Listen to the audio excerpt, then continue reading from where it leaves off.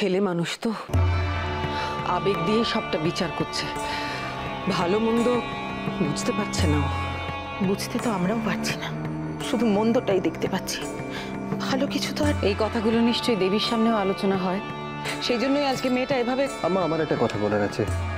আমরা বিয়েটাকে একটা বড় সমস্যার সমাধান হিসেবে ভাবছি, কিন্তু সেটা কি করা উচিত হবে? আমরা এত বছর অপেক্ষা করেছি, আর না কয়েকদিন। তোমাকে কিন্তু এর জন্য পস্তাতে হবে পরে বেটা।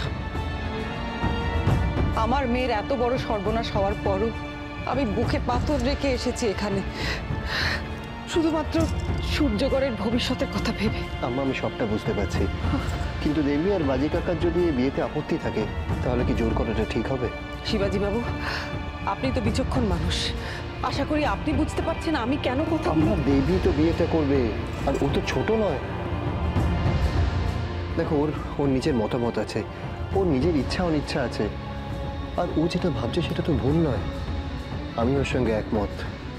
আমি চাই যে অনুর সঙ্গে যে নোংরামোটা করেছে তাকে বা তাদেরকে আগে শাস্তি দেব, তারপর অন্য কিছু। তোমার কি মনে হয় বেটা আমি সেটা চাই না? আমার হাত নিষ্পিস করছে ওই শয়তানগুলোকে শাস্তি দেওয়ার জন্য।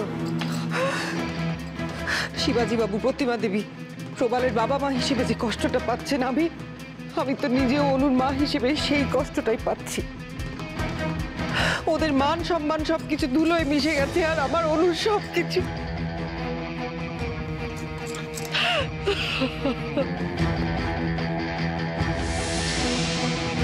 আমি চাইনি এই কথাগুলো এখানে এসে এভাবে আমি বলতে চাইনি, কিন্তু আমি যাই হোক। শিবাজি বাবু, আজ আমি এখানে এসেছি অনেকগুলো কারণে, কিন্তু মূল কারণ হচ্ছে আমার সূর্য আর দেবীর,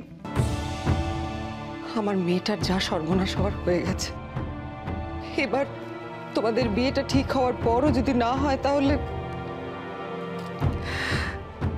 আমার সূর্য মুখে কোনোদিন কিছু বলবে না আমি জানি, কিন্তু আমি তোমাদের বলছি, তোমরা যদি এখন বিয়েটা না করো তাহলে তোমাদের সম্পর্কে দূরত্ব তৈরি হবেই।